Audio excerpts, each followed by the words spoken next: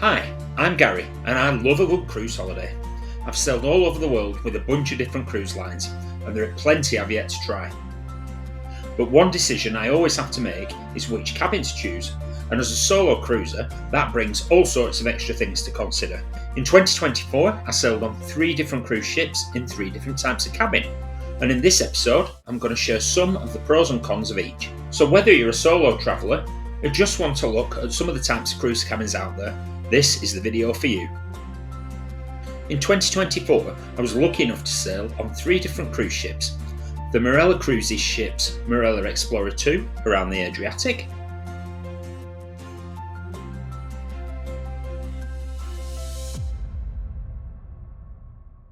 Marella Discovery in Turkey and Greece,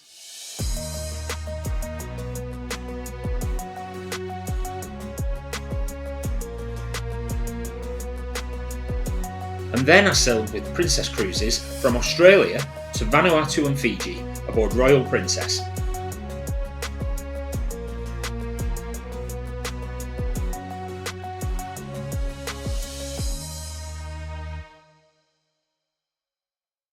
Now I might be a solo traveller, but all of the cabins that I'm going to show you were actually standard size cabins, so they work just as well for couples as well as solos. Now if you are a solo traveller, you've probably heard about the dreaded single supplement. Now what that means is, if you look at most websites for cruise prices, you'll find that they quote a price per person. But in the small print, that's always based on 2 people sharing. So basically, if you're a single person, you have to pay double. Now that's not always the case though. This is where the single supplement comes in, because some cruise lines will charge you double. In fact, some actually charge you more than double. I don't book on those cruises when I see those sort of prices. But if you can be flexible and travel out of season or on less popular itineraries, what you sometimes find is there's no single supplements at all. They're really good deals.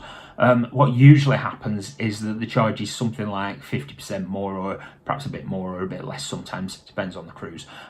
So it is definitely worth shopping around and seeing if you can get a better price, or get a good travel agent to do the work for you. Now everyone has a different budget for the holidays. For me, the deciding factor is usually whether I think the price is reasonable and whether I can afford it. Which leads me on to the 3 cabins that I actually chose to stay in last year. There are all sorts of cabins to choose from: inside, ocean view, balcony, suites and junior suites. And a lot of cruise lines have now started creating specific solo studio or balcony cabins. For my first cabin of 2024, I sailed in an inside cabin on Marella Explorer 2. This is cabin 8023. Marella have a bunch of cabins reserved exclusively for solos.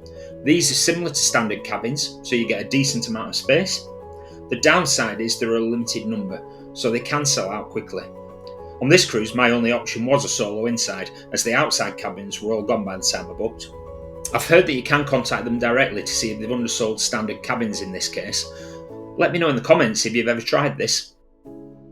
However, I was quite content with the cabin that I ended up with. The obvious thing you find with an inside cabin is that there is no window, so no natural light. However, the cabins are just as spacious as a regular cabin, and a trick they often use is to have lots of mirrors everywhere, so it makes the cabins feel even bigger. And if you want to know what's going on outside, you can always turn on the bridge cam on the telly. The biggest pro for an inside cabin is that they're usually the cheapest option, but even then that's not always true. Keep an eye out for any free upgrade offers, or sometimes the upgrade to the next level isn't that much more expensive and so it's worth paying a little bit extra.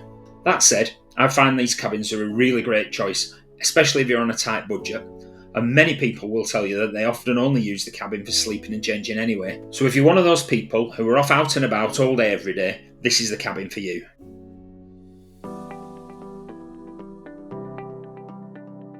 For my second cruise of the year, I stayed with Marella Cruises, but this time on Marella Discovery. This one's cabin 3014, and the difference this time was that I managed to book a single outside cabin. Actually, this was almost the same price as on Marella Explorer 2 as well, so it wasn't much more expensive, even with a window. As you can see, the layout might be slightly different, but you still have all the same essentials as an inside cabin, with a bed, storage space and bathroom.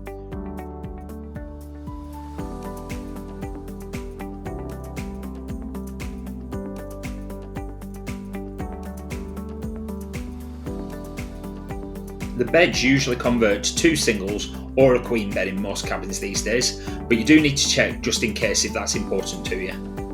I was impressed that the cabins on Marella Discovery still had the mirrors too, to give all that sense of space. But most of all, I did enjoy having a bit of a view out the window.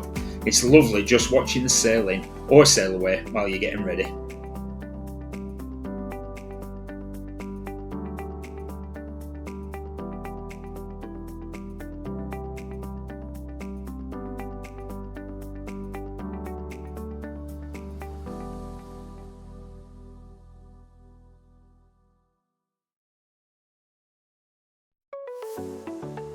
Cruise number 3 was a big adventure, sailing from Australia to Vanuatu and Fiji.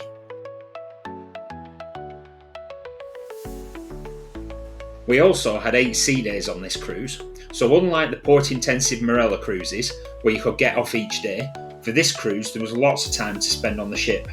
And let's face it, I was sailing to the South Pacific, so I decided to treat myself to a balcony cabin. The thing I like about Princess is that you can choose any cabin on the ship and they will price it for single occupancy, so if you can afford it, you can stay anywhere on the ship. A balcony cabin was still quite reasonable for a solo, so I opted for A720, which was near the back of the ship on the Aloha deck, and I really did enjoy this one.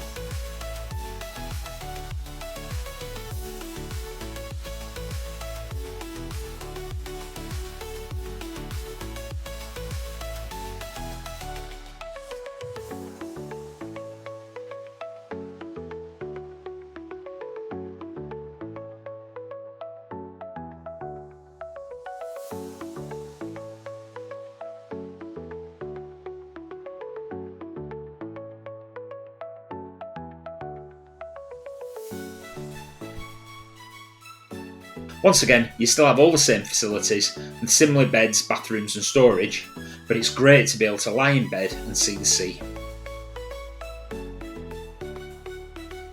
And now you also have a door to your outside space and a couple of seats to sit out and watch the world go by. One of my most memorable afternoons on this cruise was sitting on my balcony with a beer, overlooking the bay in Suva, the capital of Fiji, and watching the lights come on as the sun set. Perfect.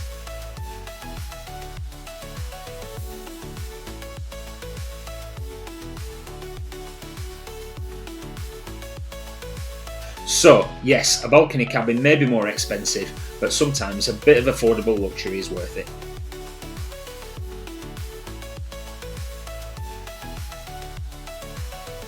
So, there you go, my 3 cruise cabins from last year. For me, it's always a bit of a trade-off between cost and benefit. So much as I love a balcony cabin, and they are fantastic, it's not one of those things that I can really justify the expense on all the time, but they are definitely worth it for those special cruises, you know, the once-in-a-lifetime kind of things. And then if I can get a window, I will definitely choose that as an alternative. It's always nice to have that bit of natural light. But if an inside cabin is the best value, then why on earth would you not do it? And actually, cruising in an inside cabin is better than not cruising at all. And in actual fact, I am counting down to a cruise to the Caribbean now, and I'm going on Marella Voyager, and I will be staying in another inside cabin because the price was right. So if you want to see that video and all the other videos that I've got online, then please do subscribe to my Gary Travels channel and see what else I get up to.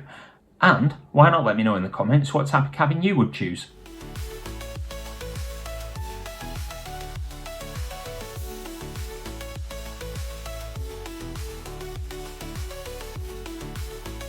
Hope you found a bit of inspiration in this video. Thanks very much for watching.